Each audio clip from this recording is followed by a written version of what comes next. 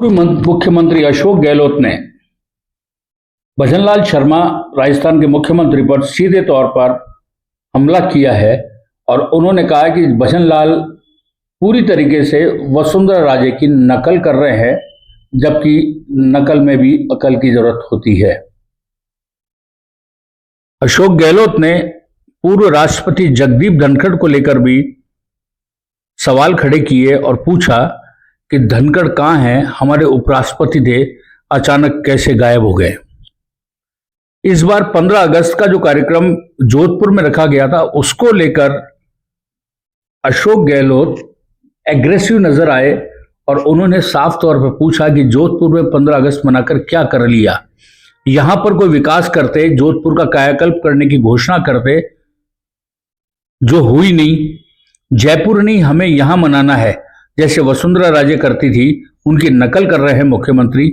अगली बार उनको कहो भरतपुर में जाकर करें, इनका खुद का जिला है, जल्दी कर दे, बता नहीं, बाद में पता नहीं यह रहे या ना रहे।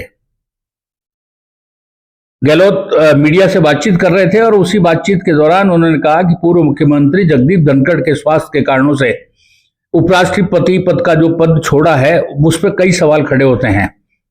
उन्होंने कहा पूरा देश पूछ रहा है, हमारा उपराष्ट्रपति था, अचानक वो गायब कैसे हो गया। इनका पूरा मुल्क पूछ रहा है, ये दबाव में है, इसलिए इन्होंने एक नया शिगुफा छोड़ा, वो तो स्वास्थ्य ठीक नहीं था, इस्तीफा दिया, जो घर पर ही हैं। गहलोत ने कहा एक मंत्री इस्तीफा देता है तो लोकसभा राज्यसभा में कई बार स्पष्टीकरण दिया जाता है, क्या कारण रहा उपराष्ट्रपति का इस्तीफा हो गया और कोई स्पष्टीकरण भी नहीं हुआ। न उनकी तरफ से, सरकार की तरफ से अब तक लीपापोती की जा रही है। इतने दिन से वो बाहर नहीं आ रहे, पूरा देश पूछ रहा है, चिंतित है, आखिर धनखड़ कहां है। उन्होंने कहा कि देश ही नहीं, दुनिया में भी ऐसा उदाहरण आपको पहली बार मिलेगा, जहां तक मेरी नॉलेज है, कोई इतने बड़े पद पर रहे। देश का उपराष्ट्रपति किसे कहते हैं? देश का उपराष्ट्रपति शाम को 5 बजे तक काम कर रहा है, मीटिंग ले रहा है, 8 बजे वो लगभग इस्तीफा दे रहा है, बिल्कुल सीन से गायब हो जाते हैं। इसके बाद उपराष्ट्रपति भवन में है या नहीं पता नहीं, किसी से कोई जानकारी नहीं मिल रही। कोई तो कारण हुआ होगा जिसके कारण ये सब नौबत आई। मीडिया से बातचीत में गहलोत ने साफ तौर पर कहा कि आज जीएचएस में अगर बेईमानी हुई है तो सरकार को कार्रवाई करनी चाहिए, सरकार कार्रवाई क्यों नहीं कर रही है। उन्होंने कहा कि अधिकांश लोगों को मालूम नहीं है, स्कीम 25 लाख वाली नहीं रही, 5 लाख की हो गई। जो स्कीम 25 लाख की आज भी है वो कागजों के अंदर है। रही बात आरजीएचएस पे लागू होती है, पेंशनधारियों के लिए इतनी शानदार योजना है, ये प्राइवेट वालों को पेमेंट नहीं कर रहे। अगर बेईमानी हुई है तो आप कार्रवाई करो, बंद कर दो, कुछ भी करो, पर स्कूल की ये जो स्कीम है वो तो चालू रहनी चाहिए।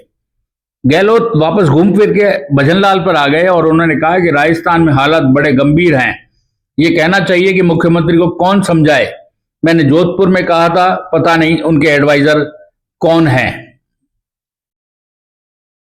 उन्होंने कहा कि जोधपुर में 15 अगस्त के कार्यक्रम में स्टेडियम के अंदर 15 लड़के बेहोश हो गए, प्रशासन पे क्या कार्रवाई हुई, मुख्यमंत्री के खिलाफ नारेबाजी हुई, हमें अच्छा नहीं लगा। 15 अगस्त 26 जनवरी को नारेबाजी हो स्टेडियम के बाहर, क्या आप एंट्री नहीं दे पाए लोगों को? अरे हम तो यह देखते थे, कई बार स्टेडियम भरता नहीं था, प्रशासन को स्कूल कॉलेज के बच्चों को बुलाना चाहिए था।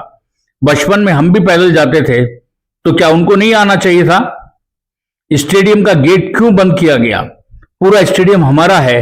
ये तमाम बातें हुई, क्या बहादुरी कर ली इन्होंने जोधपुर आकर।